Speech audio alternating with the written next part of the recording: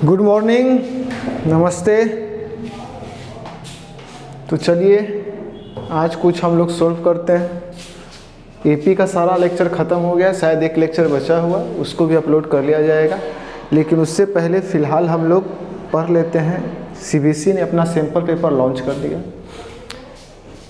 जहाँ तक क्वेश्चन का बात है तो क्वेश्चन साधारण है, कोई हाई लेवल का क्वेश्चन नहीं है। लेकिन जिन्होंने जो उसका 1 नंबर का क्वेश्चन है, यानी जो क्या बोलते हैं उसको, टिक मारने वाला, टिक ऑप्शनल क्वेश्चन, जो ऑप्शनल क्वेश्चन है वो थोड़ा कंसेप्ट बेस्ड, यानी कि जिन्होंने पूरी अच्छा से कंसेप्ट पढ़ा होगा वही बना पाएंगे। तो चलिए, कंसेप्ट पढ़ा है सब कोई, भले अप्लाई नहीं कर पा रहे हैं दूसरा बात है, तो देख लेते हैं थोड़ा सा उस क्वेश्चन को।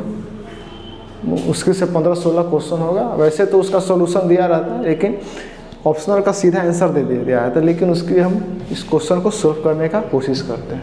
देखिए पहला जो क्वेश्चन है, पहला क्वेश्चन क्या है,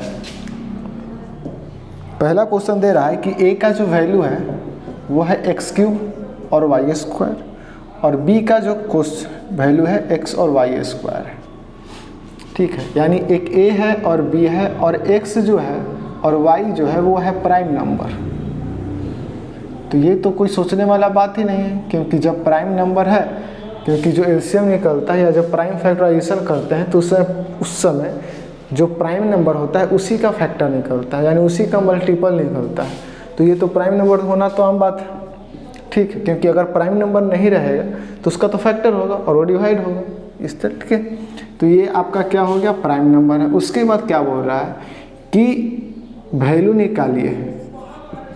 किसका वैल्यू निकालना है कि इन दोनों इंटीजर का प्रोडक्ट, यानी प्रोडक्ट बटा एलसीएम का जो वैल्यू होगा वो कितना होगा। क्वेश्चन यही कह रहा है, यानी जो प्रोडक्ट होगा और उसका एलसीएम का जो वैल्यू होगा डिवाइड करने के बाद क्या आएगा। तो सबसे पहले प्रोडक्ट को क्या लिखेंगे, तो प्रोडक्ट हो जाएगा दोनों का गुना x³ y² गुने x गुने y², यही प्रोडक्ट होगा, गुना हो जाएगा। और एलसीएम जब निकालना हो तो एलसीएम पहले चैप्टर का ये क्वेश्चन है। देखिए जब भी एलसीएम निकालना हो तो जो हाईएस्ट वैल्यू है, इसमें हाईएस्ट वैल्यू कौन सा है, ये है x³, ठीक है, और इसमें हाईएस्ट वैल्यू कौन सा है, y²। तो इसका जो एलसीएम होगा ये होगा, यानी जो x और y का जो हाईएस्ट वैल्यू होगा वही उसका एलसीएम होगा। तो x³ क्योंकि x तो ये छोटा है 1 है, और यहाँ y का तो दोनों सेम है, तो इसको हम लिख लेते हैं x³ और y²। x³ ख़त्म, y² ख़त्म, आंसर आ गया xy²। ये हो गया आपका पहला नंबर क्वेश्चन का सॉल्यूशन। डायरेक्ट टिक मार देना है। देखिए दूसरा नंबर क्वेश्चन क्या कह रहा है। दूसरा नंबर क्वेश्चन कह रहा है कि एक तरह से ये फिगर दिया हुआ है, और ये था आपका 3 0 और ये है आपका 0 4, और एक इक्वेशन दिया हुआ है y = fx। तो पूछ रहा है कि कितना सॉल्यूशन होगा। तो आपको y = fx दिया है तो सिर्फ x वाला देखना है, कै को है, सिर्फ 3 वाला। x का वैल्यू कितना है, सिर्फ 3, y वाला तो लेना नहीं है। तो इसका सॉल्यूशन कितना हो जाएगा, 1 सॉल्यूशन, और वो भी 1 सॉल्यूशन कौन हो जाएगा, सिर्फ 3, यानी ये भी आंसर बन गया। आपको सीधा सा देखना था कि x का वैल्यू कौन है, 3, बस पुट किया, 1 सॉल्यूशन आ गया कौन, तो वो हो जाते हैं। ये क्वेश्चन बहुत बढ़िया था, शानदार क्वेश्चन था, ठीक है। उसके बाद तीसरा नंबर क्वेश्चन देखते हैं। देखिए इस तरह के क्वेश्चन में जब आपको एलसीएम निकालना हो तो जो हाईएस्ट फैक्टर होता है उसको देख लीजिए, यानी x³ और y²। लेकिन जब एचसीएफ निकालना है तो एचसीएफ निकालने के लिए क्या कीजिए कि इन दोनों में जो सबसे कम वाला है, यानी x का तो x है और y वाला तो y² है, तो ये हो गया आपका xy²। एचसीएफ क्या हो जाएगा, xy², और एलसीएम कितना हो जाएगा, x³ y³, ठीक है। चलिए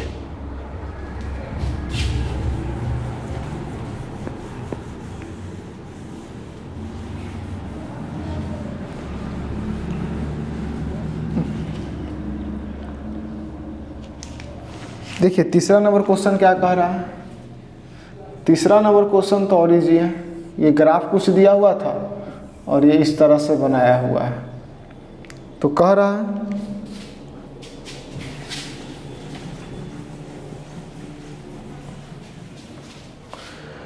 और ये ग्राफ दिया हुआ है, उसके बाद कह रहा है ये पैरेलल, तो ये क्लियरली दिख रहा है, इसमें ऑप्शन दे दिया है तो ये दिख रहा है कि ये तो पैरेलल लाइन है, पैरेलल लाइन। और ये किस चैप्टर का है, ये है आपका linear equation in two variable. तो जहाँ आप पढ़े होंगे उसमें क्लियरली बताया गया होगा कि जब दो लाइन पैरेलल हो यानी उसका एक भी सॉल्यूशन है, क्योंकि कहीं क्रॉस नहीं हो रहा, तो जब इसके किस कंडीशन को सॉल्व करता है, नो सॉल्यूशन। और नो सॉल्यूशन कब होता है, a1/a2 is equal to b1/b2 is not equal to c1/c2। तो ये हो गया आपका आंसर तीसरा का। सिंपल सा देख रहे हैं, क्लियरली पता चल रहा है कि ये पैरेलल लाइन है, पैरेलल लाइन नो सॉल्यूशन। और जब नो सॉल्यूशन तो किसका आंसर हो जाएगा, a1/a2 is equal to b1/b2 is not equal to c1/c2। ये रहा आपका तीसरा क्वेश्चन। चलिए 4 नंबर देखते हैं।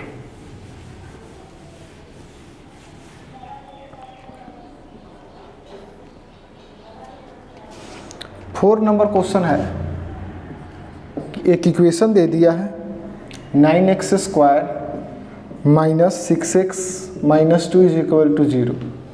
तो आपसे बोल रहा है कि इसका नेचर ऑफ रूट क्या होगा, नेचर ऑफ रूट। तो जब ये किस चैप्टर का क्वेश्चन है, ये है आपका क्वाड्रेटिक इक्वेशन।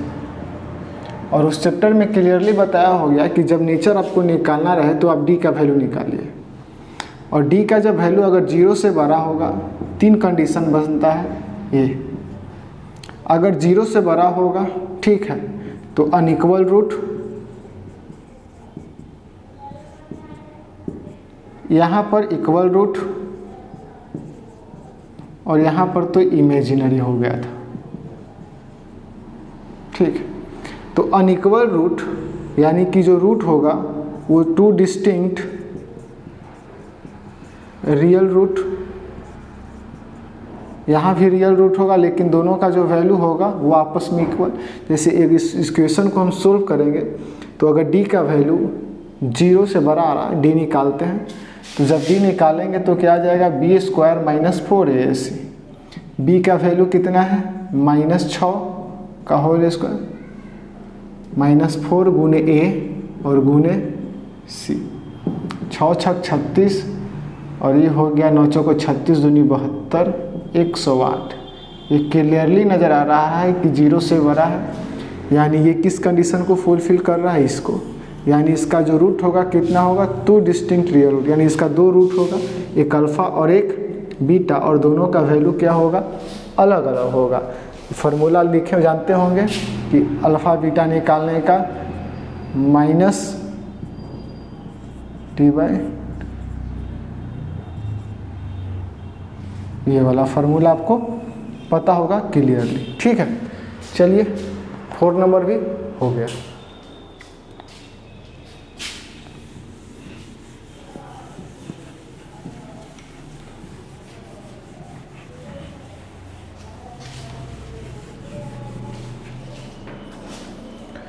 फाइव नंबर देखते हैं। 5 नंबर क्वेश्चन अच्छा दिया है, मतलब लॉजिक वाला क्वेश्चन है, कंसेप्ट वाला क्वेश्चन है। कह रहा है कि 2 AP हैं, 2 AP have the same common difference, difference उसका सेम है। पहला मान लो 2 AP दिया हुआ था इस तरह से, इसका जो फर्स्ट टर्म है वो है आपका -1 और जो दूसरा है -8 है। तो कह रहा है कि इसका जो T4 होगा और इसका जो T4 होगा उसके बीच अंतर कितना होगा, व्हाट इज डिफरेंस होगा। देखिए बहुत शानदार क्वेश्चन है। 2 AP है जिसका डिफरेंस कॉमन सेम है, यानी D का जो वैल्यू है वो सेम है, बात समझ रहे हैं, D का जो वैल्यू है वो सेम है। तो अब जो D जो होगा जितना C बढ़ेगा उतना CO बढ़ेगा, ठीक। अब क्या कह रहा है, जैसे एग्जाम्पल से समझिएगा तो आपको आंसर मिल जाएगा। जैसे एक एपी है 3, 5, 7, 9, एक एपी है 8, 10, 12, 14। इनका डी देख रहे हैं सेम है, इनका भी डी सेम है कॉमन डिफरेंस। तो अब कह रहा है कि पहला और इसके बीच में कितना डिफरेंस है, 5 का। इसके और इसके बीच में कितना डिफरेंस है, 5 का। इसके और इसके बीच में 5 का। यानी आप एक चीज़ देख रहे हैं कि पहला और दूसरा, इस एपी का पहला टर्म और इस एपी का जो पहला टर्म है उसके बीच जो डिफरेंस होगा वही सारे नंबर के बीच डिफरेंस होगा दोनों एपी के। तो कुल मिला के बात यही है कि इन दोनों के बीच डिफरेंस कितना है, इन दोनों के बीच जो डिफरेंस है वो 7 का है। घटा के देख लीजिए, -8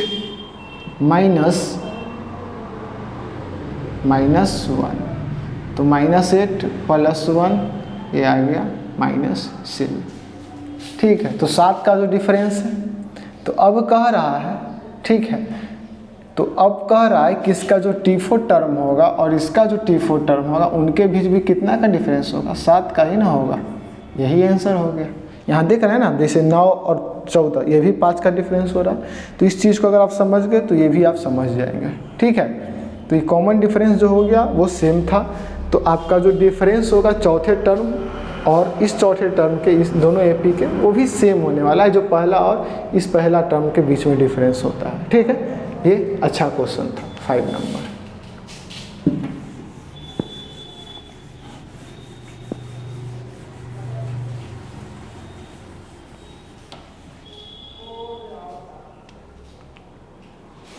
देखिए 7 नंबर क्वेश्चन क्या कह रहा है। 7 नंबर कह रहा है कि point x y at distance of 5 and from, एक पॉइंट है P, मान लें पॉइंट है एक्स और वाई, जिसका ओरिजिन से डिस्टेंस है 5 मीटर, यानी ये 0, 0 इसका ग्राफ बनाते हैं। ठीक है, ये ओरिजिन हो गया। तो कह रहा है कि how many such point line third, इस क्वाड्रेंट का फर्स्ट सेकंड थर्ड, इस क्वाड्रेंट में कितना पॉइंट।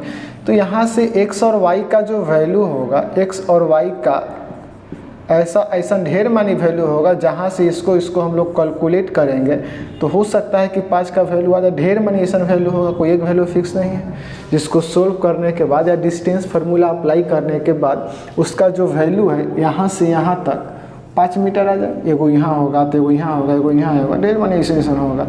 तो आप सब तो कैलकुलेट नहीं कर सकते, यानी कि इसका सीधा आंसर होगा कि infinite solution.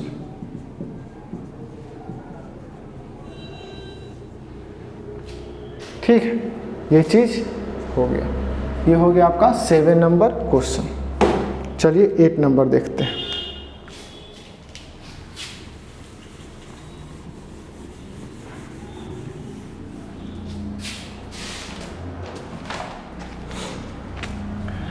Eight number question इस तरह से एक ट्रायंगल दे दिया है,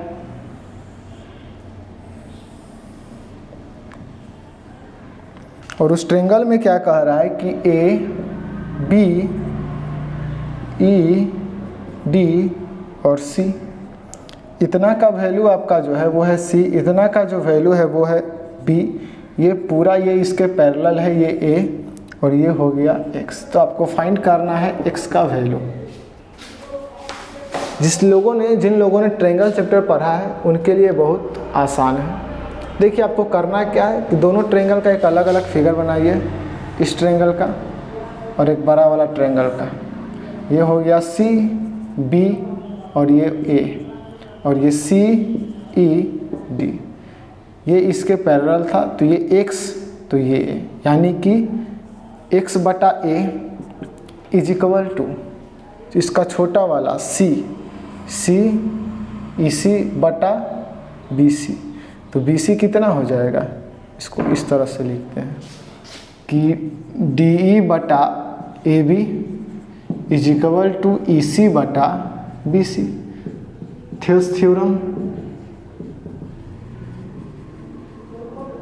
तो डी का वैल्यू एक्स, ए बी का वैल्यू ए, ई सी का वैल्यू सी और बी सी का वैल्यू ये पूरा, तो बी प्लस सी हो जाएगा।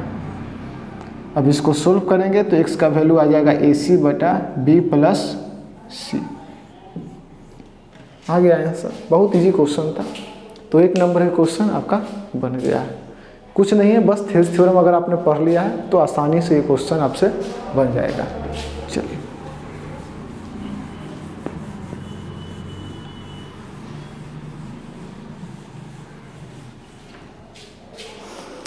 अब 9 नंबर जरा क्वेश्चन देखते हैं।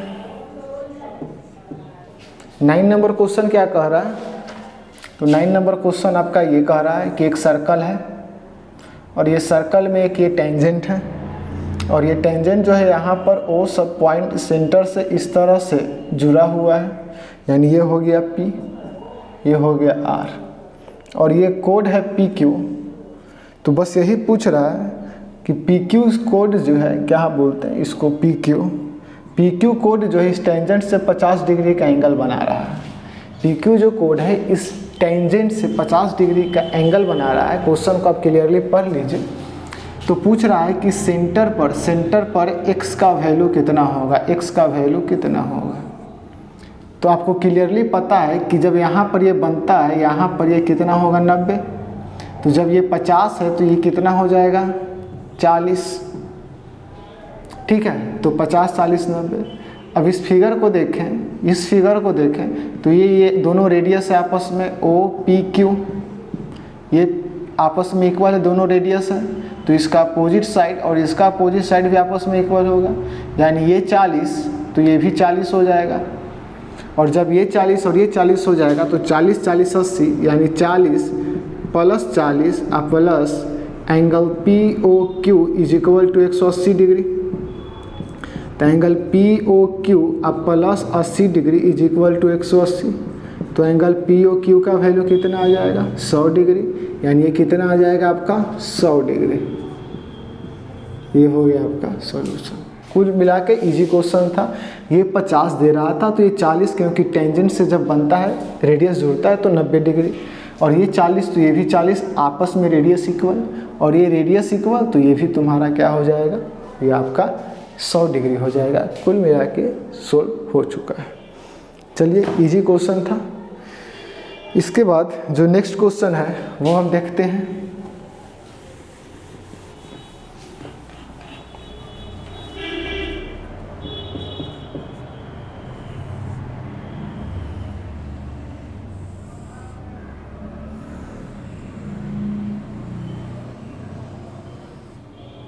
एक क्वाड्रिलेटरल है, ठीक है, या पैरेललोग्राम जो बोलिए, उसके अंदर एक सर्कल पारा हुआ है। ये हो